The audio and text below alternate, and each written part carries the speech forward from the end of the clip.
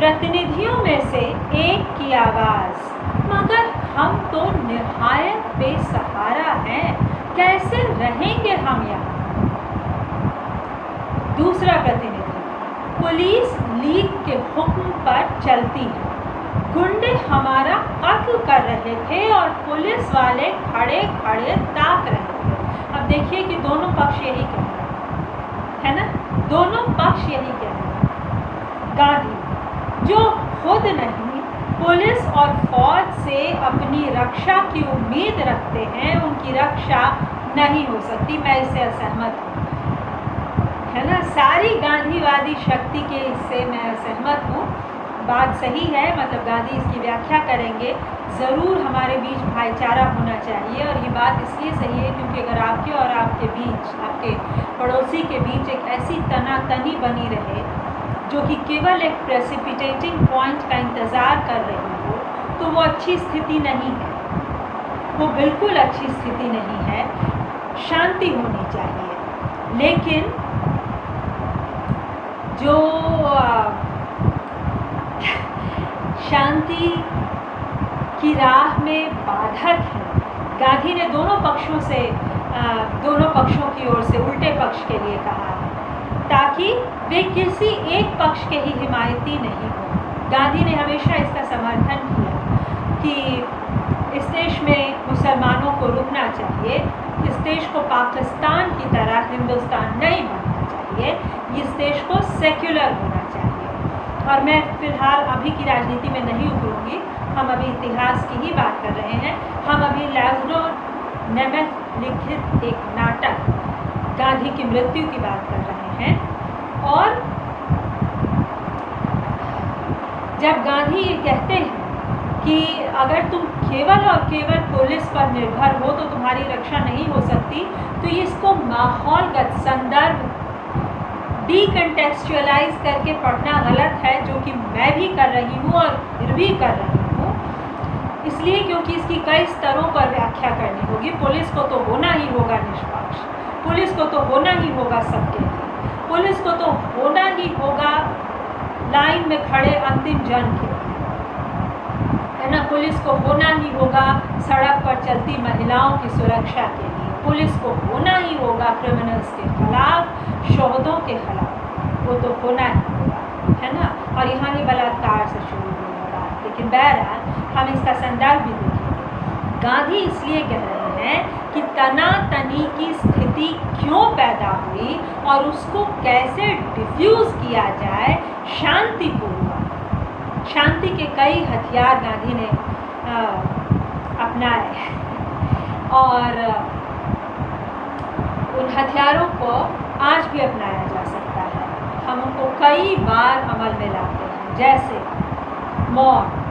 अगर कोई किसी ने तुमको गाली दी, बुद्ध ने भी यही कहा है ना। मतलब मैं यहाँ तक असहमत हूँ बुद्ध से कि अगर किसी ने तमाचा मारा तो तुम दूसरा गाल इधर कर दो, है ना। लेकिन लड़ाई लड़ने के अस्त्र आपके क्या हैं और कैसे होने चाहिए ताकि सबसे कम रक्तपात हो। रक्तिम संधियाँ उस वक्त कर लेना थोड़ा बेहतर है ना।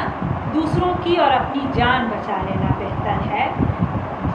जो इनोसेंट लोग हैं उनको कुर्बान न करने की जो सावधानी है उसको बरतना बेहतर है, बनिस्बत इसके कि वे जो शांति की राह में बाधक हैं उनको उकसाया जाए और उनके उकसाने पर आदमी खुद भड़के। प्रधानमंत्री सुहरावर्दी और कलकत्ता के अंग्रेज़ गवर्नर अगर आप में से हर एक के साथ एक एक सिपाही तैनात कर दें, तब भी वो किसी डरपोक को बहादुर नहीं बना सकेंगे। मैंने लंबी जिंदगी देखी है और मैं यही कहूँगा कि कायरता से ज़्यादा घृणित कोई पाप नहीं। लाज़लो नेमेथ, हंगेरियन दंत चिकित्सक, नाटककार के शब्दों में गांधी ये कह रहे हैं। पहला प्रतिनिधि जवाब दे रहा है, लेकिन तुम कैसी कायरता की बात करते हो? हम एक हैं तो वो 20 हैं। हम तो मुस्लिम महासागर में बूंद भर हैं। गांधी, दक्षिण अफ्रीका में हिंदू इससे भी कम थे, मगर यूरोपीय उनकी कद्र करते थे, जबकि जुलू लोगों से हकारत, हालांकि जुलू शरीर से हट्टे कट्टे थे। पहले प्रतिनिधि से जुलू ZULU, Z को आजकल के नए उच्चारण में जी कहा जाता है, तो ZULU जुलू एक ट्राइब है अफ्रीका में, और वहाँ तो और भी हिंसा हुई, हुटू और तुत्सी वाला हम सब जानते हैं रवांडा में। लेकिन ये जो जुलू लोग हैं, गांधी हमेशा अफ्रीका से एक उदाहरण लेकर आते हैं भारत को सिखाने के लिए, और मैंने भी ये किया। मुझे भी, मेरी भी इच्छा है, दिली तमन्ना है कि कभी अफ्रीका जाऊं, अरब प्रदेश जो उसके हैं ऊपर के वो भी, सऊदी अरेबिया भी जाऊं, तमाम जगह। हम एक हैं तो वो 20 हैं, हम तो मुस्लिम महासागर में भूत भर हैं। और गांधी ये कहते हैं कि दक्षिण अफ्रीका में हिंदू इससे भी कम थे, मगर यूरोपीय उनकी कद्र करते थे, जबकि जुलू लोगों से हकारत, हालांकि जुलू शरीर से हट्टे कट्टे थे। गांधी को हमेशा अपने नाटे दुबले पतले होने की थोड़ी सी कुंठा भी रही, मुझे ऐसा लगता है। अब ये मेरी गांधी की व्याख्या है दोस्तों, जिसे हम बहुत प्रेम करते हैं, जैसे पिता से, जिसका हम बहुत सम्मान करते हैं, जैसे पिता का, उनकी भी मतलब बहसों की बात करते हैं, उनके साथ की भी डिसएग्रीमेंट्स की। तो यही हाल मेरा राष्ट्रपिता के साथ भी है। तो गांधी ने हमेशा कहा कि आत्मबल, आत्मा की शक्ति, भारत की आत्मा गांव में रहती है, उसको विकसित किया जाए, वगैरह वगैरह। तो उनका कहना था कि भारतीय विदेश में बहुत अच्छा करते हैं। और दोस्तों, इस डिक्टम का आज के समय में हम समकालीन, बार बार कहती हूँ कि नहीं आऊँगी, लेकिन फिर भी कहने से रोक नहीं पाती। इससे पहले वाले वीडियो में मैंने कहा था कि गांधी ने कहा है कि जहाँ आपको खदेड़ा जा रहा है वहीं रहिए। इस नीति का तो मैंने पालन किया, लेकिन ये जो डिक्टम है इसका बहुत उपयोग, मतलब आप अमेरिका पहुँचे नहीं कि एक दूसरी स्त्री आपको एकदम से रहने के ऐसे तरीके बताने लगे कि जैसे कि आप दूध पीते बच्चे हो। तो नेचुरल है कि वहाँ पर डिसएग्रीमेंट होगा, एक शिकायत उभरेगी, एक रिएक्शन होगा। और मतलब यही नहीं, दिलचस्प ये है कि एक पक्ष ये कहे, दूसरा पक्ष, दोनों में से कुछ नहीं होना चाहिए। ज़िंदगी तो स्वतः अपनी गति से चलनी चाहिए। आप वहाँ पहुँचे अगर गृहस्थाश्रम में प्रवेश के लिए, तो आपको सीधा वहाँ गृहस्थाश्रम में प्रवेश करना चाहिए। तो यहाँ पे होता ये है कि हस्बैंड और वाइफ में से अगर कोई एक राजनीति करे तो बात बिगड़ती है। बहरहाल मेरी कहानी इधर है। फिलहाल हम हिंदुस्तान की आज़ादी और यहाँ की शांति की कर रहे हैं, तब जबकि यह देश एक बार फिर से बहुत बटा हुआ है नागरिकता की लड़ाई के लिए। तो गांधी पहले उस प्रतिनिधि से कहते हैं, तुम कहते हो तुम अनाथ हो, जानते हो अनाथ कौन है? वही जिसने सत्य का दामन छोड़ दिया। यानी सत्य तुम्हारा नाथ है, तुम्हें अपने अंदर वो आत्मिक शक्ति जगानी होगी कि तुम उसके लिए लड़ सको। तीसरा प्रतिनिधि, महात्मा जी, शायद आपको इल्म नहीं है कि यहाँ क्या बीती। हम किसी झूठ मूठ के खतरे से डरकर नहीं भागे जो हमें भेड़ों की तरह वापस हाँक दिया जाए। अब गांधी की बहस देखिए, उनका नेगोशिएशन देखिए। उस पक्ष से उन्होंने ये कहा है, इस पक्ष से ये कह रहे हैं। पहला प्रतिनिधि, बाप की आंखों के सामने बेचियां घसीट लेकर हमारे मुंह में जबरन गोमांस ठूसा, उनका भजन, उनका कलमा हमें सुनना पड़ा। गांधी, सुनना पड़ा, सुनाना पड़ा, जिसे मालूम है आत्मा का सच्चा मोल। देखिए कितना बदल रहे हैं। यही बात, उल्टी बात उन्होंने मुसलमानों से कही है ना, कि अगर आपने अपने ईश्वर को किसी पे थोपा तो आप किसी मोहम्मद साहब की इज्जत नहीं कर रहे, आप उनकी बेइज्जती कर रहे हैं। और अब देखिए यहाँ क्या कहते हैं गांधी, जब उनको कहा जाता है कि अगर आपको दूसरे धर्म के भजन गाने पड़े तो अब देखिए गांधी क्या कहते हैं। गांधी, सुनाना पड़ा, जिसे मालूम है आत्मा का सच्चा मोल, उसको ऐसा कुछ भी करने को कौन मजबूर कर सकता पूछे कि तो उन्होंने दाढ़ी भी बढ़वा ली। अब ये हंसने वाली बात नहीं, लेकिन अभी कोरोना काल में नरेंद्र मोदी से लेकर कितने लोगों ने, हमारे कवि भाई शहनशाह आलम जी ने भी अपनी दाढ़ी बढ़ा ली। अब क्यों? कई लोगों ने अपनी मूछ बढ़ा ली जिनकी नहीं थी, जबकि कहा गया कि वायरस बाल में अटक सकते हैं। तो पता नहीं, जो भी कि हम हजामत बनाने का नहीं है और हम खुद से हजामत बना नहीं सकते। अब जो भी हो, तो वो अपने अत्याचार की दास्तान सुना रहे हैं और गांधी उन्हें सशक्त बनाने की कोशिश कर रहे हैं। गांधी, लड़कियों का अपहरण, इंसान की आत्मा पर आघात, ये सब घिनौना है और कलमा का माहौल है।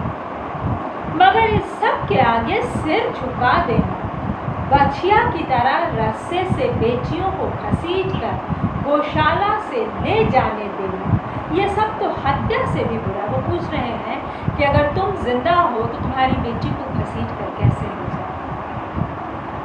है ना? बहुत बड़ा सवाल है। पूरे हिंदू समाज के लिए ये लज्जाजनक है कि तुम जितने भी थे, उन्होंने क्यों नहीं मिलकर विरोध किया, तुम कट गए। तो इसका जवाब तो एक मैं दे सकती हूँ। इसका जवाब तो ये है कि वो सारे इन्हें काट देते और तब बच्चियों को ले जाते, तो इन्होंने बच्चियों को कुर्बान किया या जिनको बचा सकते थे। ऐसे यही है बलि प्रथा। दुर्गा पूजा का दिन है, आज षष्ठी है और मैं भूल रही हूँ कल स्कंद माता का दिन था। आज किनका है पता नहीं, शायद सप्तमी को काल रात्रि और अष्टमी फिर, लेकिन एक दुर्गा को पूजने वाले देश में बलि की प्रथा का ऐसे ही उपयोग हुआ। कन्या बलि, कुमारी बलि, क्या क्या नहीं, देवताओं को प्रसन्न करने के लिए स्त्रियों की बलि, देवदासी प्रथा। तीसरा प्रतिनिधि, हम करते भी क्या? गुंडों को तर्क से तो समझा नहीं सकते। गांधी, तर्क से नहीं, लेकिन साहस का असर तो उन पर भी पड़ता। तीसरा प्रतिनिधि, वे हम सबको कत्ल कर देते। गांधी, वो हरगिज ऐसा न कर पाते। मनुष्य को जितना मैं समझ पाया हूँ, वो ऐसा नहीं करते। तुम्हें सोचना यह चाहिए था, अगर वे हमारा कत्लेआम करना चाहते हैं तो करें। सिर्फ मैं बचा रहूं, तुम्हें यह नहीं सोचना था। फर्ज करो कि 20,000 या 40,000 इंसान हिंसा किए बगैर, यहाँ तक कि पापी को खरोचे बगैर अपना कत्ल हो जाने देते, तो ये तो एक अनोखी कहानी है। आओ बच्चों, तुम्हें दिखाएं झांकी हिंदुस्तान की, इस मिट्टी से तिलक करो, ये धरती है बलिदान। अक्सर कहा गया है कि गांधी जो थे, उन्होंने मेजॉरिटी होने के कारण निश्चित रूप से हिंदू पक्ष के ऊपर मुसलमान पक्ष को तरजीह। ये गांधी पर लगे आरोपों में से एक है। क्या आप इसकी झलक यहाँ देख सकते हैं? वो हिंदुओं को इस तरह बलिदान होने के लिए क्यों? 40,000 बलिदान हो जाते, लेकिन बेटियों की लाज बच जाती। खुद ब्रह्मचर्य का एक्सपेरिमेंट कर रहे हैं, प्रयोग कर रहे हैं, जो आपत्तिजनक। सवाल उठाना मेरा काम है, मैं इसका समीक्षात्मक पाठ कर रही हूँ। एक बेहद खूबसूरत विचार उत्तेजक हंगेरियन लेखक का लिखा नाटक गांधी के ऊपर। मगर हिंसा की भी अपनी संहिता हो। तुम अपने हाथों में हथियार रखे रहते, मगर उन्हें चलाए बगैर प्रतिरोध करते, तो तुम्हारा तो नाम अमर हो जाता। गोली अपने पास रखो पर चलाओ, तलवार हाथ में रखो, चलाओ। भूतपूर्व सैनिक, मैं नेताजी सुभाष बोस की फौज में था सन 42 में, जब बर्मा में जापानी आ चुके थे और हम अंग्रेज़ों के खिलाफ लड़ रहे थे।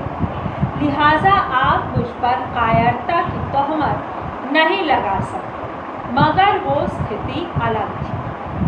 लड़ाई गांधी, तुमने उसमें भाग नहीं लिया, या लिया भी तो सिर्फ तुम्हारे शरीर। अगर अपनी आत्मा के साथ भाग लेते तो तुम्हें भी नेताजी बोस की तरह वे शब्द याद आ जाते, बहादुर को ऐन सही वक्त पर मदद मिलती है।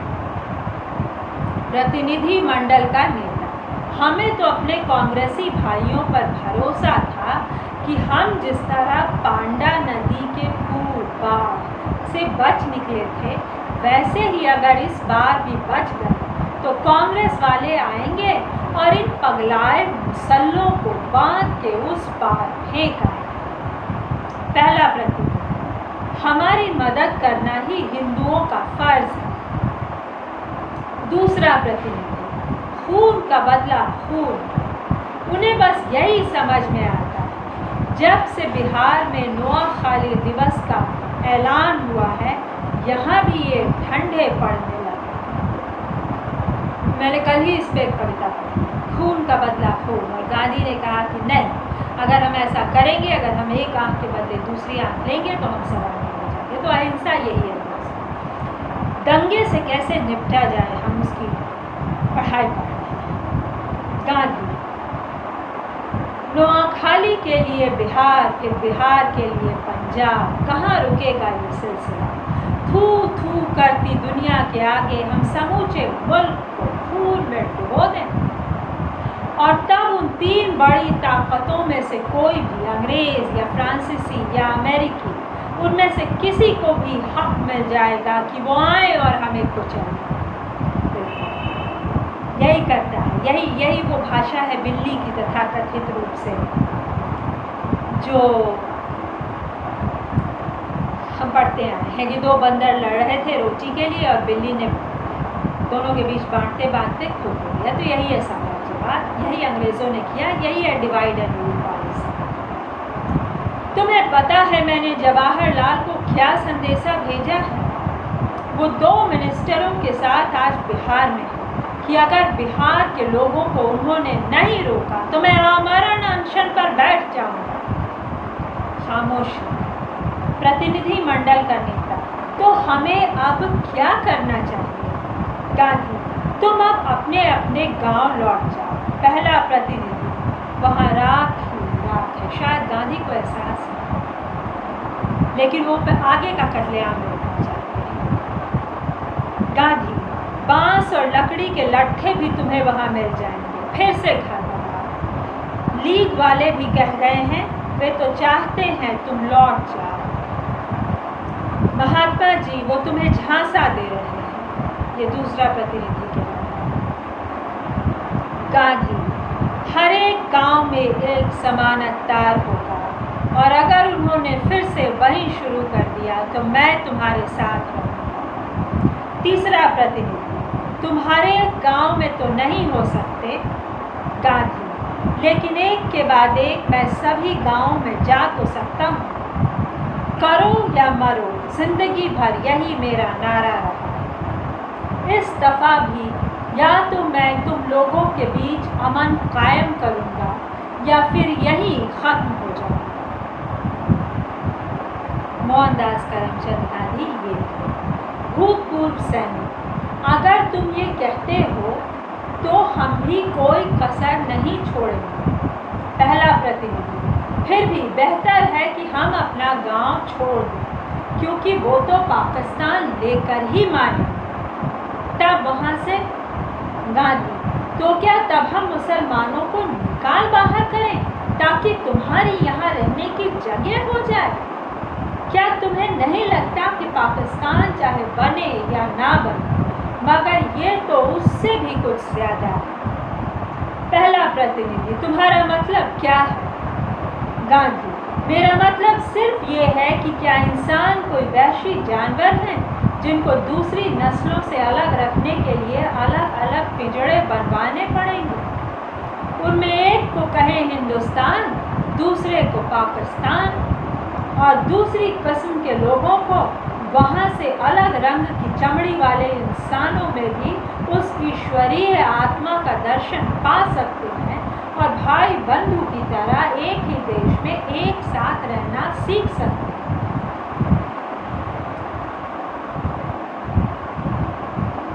गांधी बार बार ये कह रहे हैं कि हमें गोरी चमड़ी के लोगों, बार बार इनसे यही कह रहे हैं, उनकी शांति का सारा संदेश एक तीसरे व्यक्ति की बर्बरता पर आता है कि शांति स्थापित कर लो बच्चों, है ना, क्योंकि एक तो वो हमें फोड़ रहे हैं और दूसरा ऐसा करके वो हमें लूट रहे हैं, और यही होगा।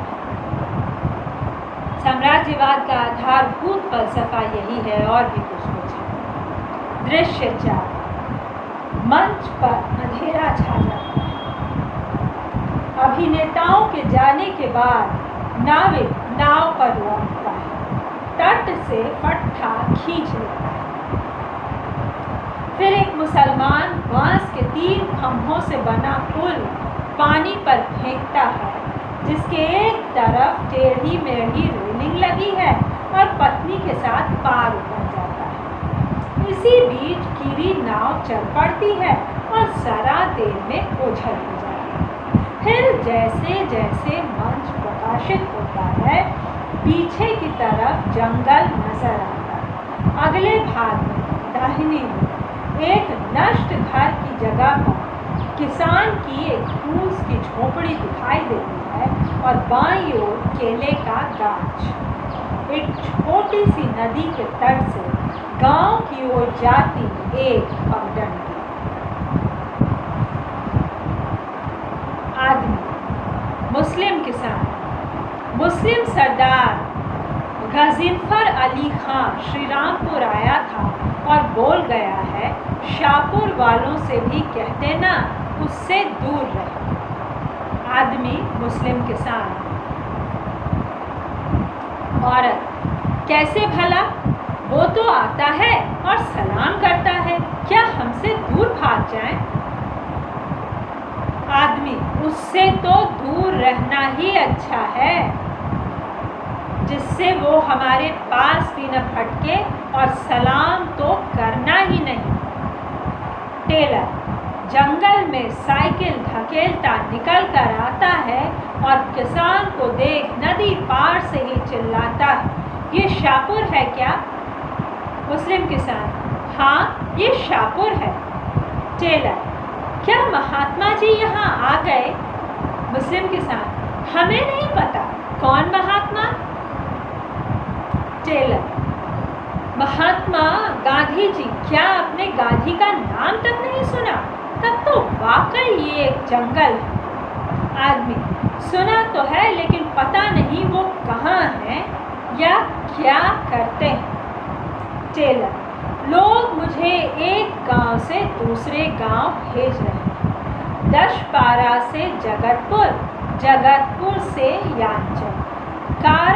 कार पार में उन्होंने बताया कि अभी अभी शाहपुर के लिए रवाना हुए। मुस्लिम किसान चुप। औरत कौतूहल के मारे चुप नहीं रह पाती।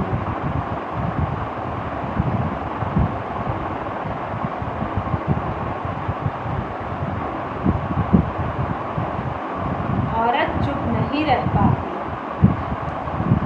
कौतूहल की वजह से। क्या साहब बहादुर उनकी रखवाली में है? क्योंकि सुना है उनकी रखवाली में सिपाही लगे हैं। टेलर, अरे नहीं, मैं तो उन्हें जानता तक नहीं, बस तस्वीरों से, आपकी ही तरह। औरत, नहीं, आदमी से, तब तो शायद हमको भी उनसे दूर नहीं रहना चाहिए। आदमी, चुप करो। और फिर टेलर से, यहाँ जैसी दलदल है उसमें ये दोपहिया ठीक नहीं रहता। टेलर, सो तो है, यहाँ तो मुझे ये बोझ ही लगती है। मुझे डर था कि यांचर में उस फेरी बोट में मैं इसे नहीं ले जा पाऊंगा। और क्या आप किसी दूर देश से आए हैं? टेलर, कलकत्ता से। आदमी, कलकत्ता तो बहुत बड़ा शहर है, महलों का शहर, पावन नदी का शहर। और आप अगर पुलिस वाले नहीं हैं तो क्या हैं? गवर्नर के आदमी। टेलर, मैं एक छात्र हूँ, शोध छात्र, कलकत्ता में पढ़ता हूँ।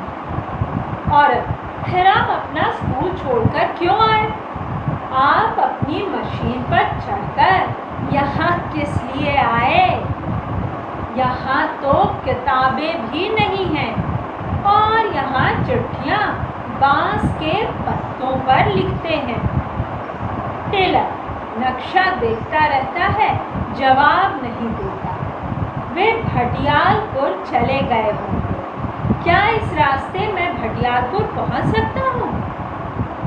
आदमी: हाँ, अगर रास्ते में तुम्हें अजगर न डसे तो पहुँच जाओगे। टेलर पुल पार करके साइकिल पर सवार होता है और गांव की ओर बढ़ जाता है। सलाम। आदमी: सलाम। औरत से: तुम्हें बड़ा कौतूहल है। औरत: वैसे सवाल तो तुम ही पूछ रहे थे उससे। तुम्ही ने तो उससे कहा कि कलकत्ता से शायद वो उस 2 पहिए वाली मशीन से आया है। छोटा लड़का गांव की सरहद से दौड़ता आता है। कहता है लड़का: उसको नहीं तो मैंने तो एक बूढ़ा आदमी ही देखा। वो 2 लड़कियों के कंधों पर हाथ रखकर चल रहा था। उनका सहारा लेकर ही वो चल पा रहा था। इसे आप स्त्री शक्ति का प्रतीक भी मान सकते हैं। इसकी मैं सहमति रखती हूँ। औरत: अबे गधे, वही तो है। कहते हैं उसको इसी तरह गांव-गांव घसीट रहे।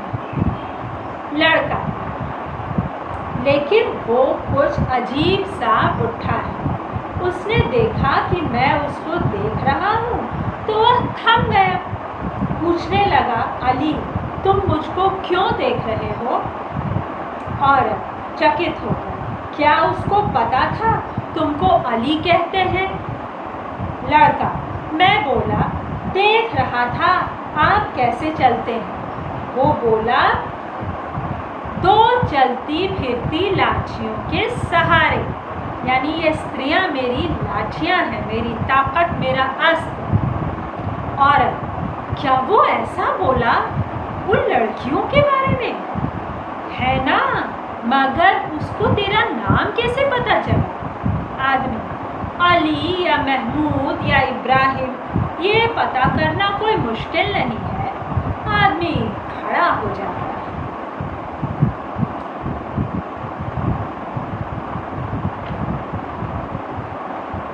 लड़का: तुम जिसकी बाट देख रही हो वो आदमी शायद उसके पीछे आता हो।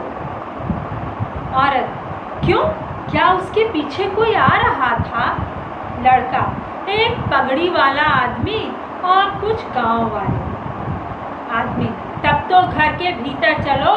आदमी घर में जाता है, अपने पीछे औरत और लड़के को भी खींच लेता है। ये गांधी के समर्थक शायद नहीं। गांधी जी आते हैं, मनु और आभा के कंधों पर झुके। मनु के हाथ में बांस का एक डंडा है। गांधी पीछे देखते हुए: प्रोफेसर कहाँ है? एक आदमी: गांव के नौजवानों ने उनको घेर रखा है। गांधी चारों तरफ देखते हुए झोपड़ी तक जाते हैं। यहाँ तो कोई नहीं, लेकिन चलो, कम से कम ये भागे तो नहीं। आभा: बापू, आपको कैसे पता?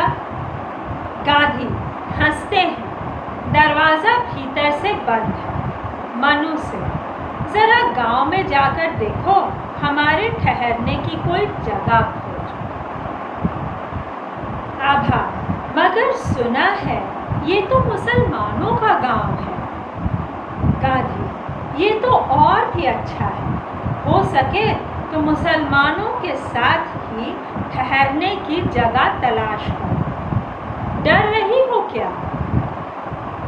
आभा संभलते हुए: नहीं तो, बिल्कुल नहीं। गांधी: डरो मत, वो तुमको मुसलमान नहीं बनाएंगे। उनको पता है सुहरावर्दी साहब के सिपाही हमारे पीछे पीछे मंडरा रहे हैं। खुद से सबसे शर्मनाक तो ये है कि वो मेरी रखवाली कर रहे हैं, है ना। देखिए कितना खूबसूरत लिखा है लैस्लो ने। सिक्योरिटी के सवाल को नेता, प्रजा, जनता सबसे जोड़कर अलग अलग व्याख्या करते हैं। मानो दादा वो आपकी नहीं खुद अपनी हिफाजत में लगे हुए हैं। अब हम चौंक कर प्रोफेसर का इंतजार नहीं करेंगे हम। गांधी क्यों?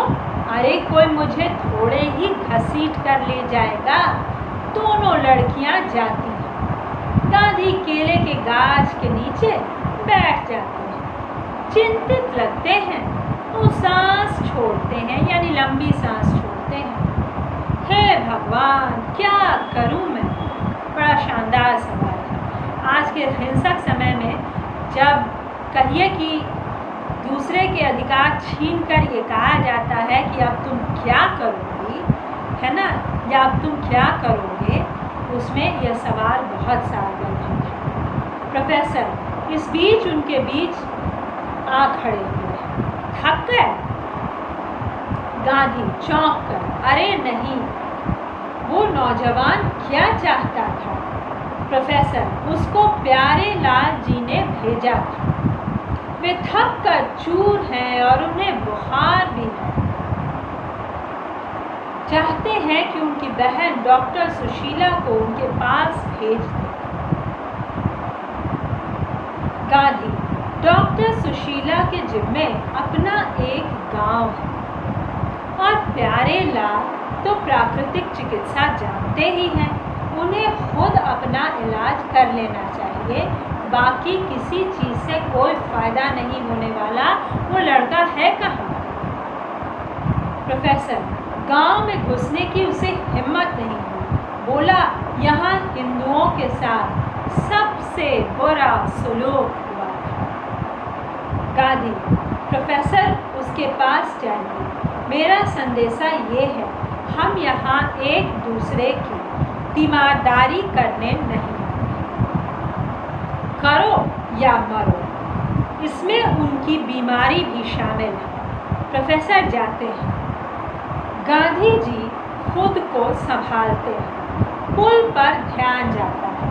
वहाँ पड़ी एक छड़ी उठाकर संतुलन बनाते हुए पुल पार करते हैं। लड़का बाहर झांकता है और फिर घर के भीतर पुकार कर कहता है, वो गए। छेद में से मैंने देखा। बूढ़ा भी पुल पर से होकर चला गया।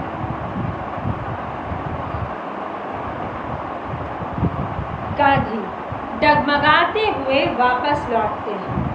फिर जाते हैं, इस बार ज्यादा सधे कदमों से। नदी पार करते हैं। लड़का जो कि सब कुछ भूलकर नदी किनारे आकर खड़ा हो गया, टकटकी लगाकर गांधी जी को देख रहा है। क्षण भर दोनों की नजरें मिलती हैं। गांधी मुंह बनाते हैं और लड़का जोर से हंस पड़ता है। बूढ़े बाबा आप क्या कर रहे हैं? गांधी मैं अभ्यास कर रहा हूँ। मैं पुल पार करना सीख रहा हूँ। बच्चे से रहा नहीं जाता, वो बूढ़े बाबा से पूछ लेता है। लड़का क्या ये भी कोई सीखने की चीज़ है? दौड़कर गांधी जी के पास चला जाता है। मैं एक टांग से पुल पर लौटकर दिखाऊं? वह वापस दौड़ आता है। गांधी ये पुल तो सचमुच एक आसान पुल है, लेकिन कुछ बहुत मुश्किल पुल भी होते हैं, इसलिए मैं इस पर अभ्यास कर रहा हूँ। लड़का एक बार तो आप गिर भी पड़े थे ना? गांधी करीब करीब कीचड़ के ऊपर लटक गया था, पर किसी तरह वापस ऊपर चढ़ आया। लड़का हंसता है। चढ़ गए, अब लौट आओ। गांधी छड़ी से संतुलन साधते हैं। पुल के बीचों बीच खड़े हैं। लड़का, आ जाओ बाबा, ताली बजाता है, शाबाश। औरत झोपड़ी से निकल आती है, फुसफुसाती है, अली। लड़का, मैं बूढ़े बाबा को पुल पार करना सिखा रहा हूँ। गांधी, बिल्कुल, और क्या तुम बांस के पत्ते पर लिख सकते हो? लड़का, मैं और लिखना? गांधी, वाह, तुम्हें मैं सिखाऊंगा। औरत गांधी जी के कदमों में गिर पड़ती है। माफ करना साहब, वो नादान है, पता नहीं है किससे बात कर रहा है। गांधी, मेरा मन है सभी लोग मुझसे इस लड़के की तरह ही मिला करें। अल्लाह ने तुम्हें बड़ा प्यारा बच्चा दिया है।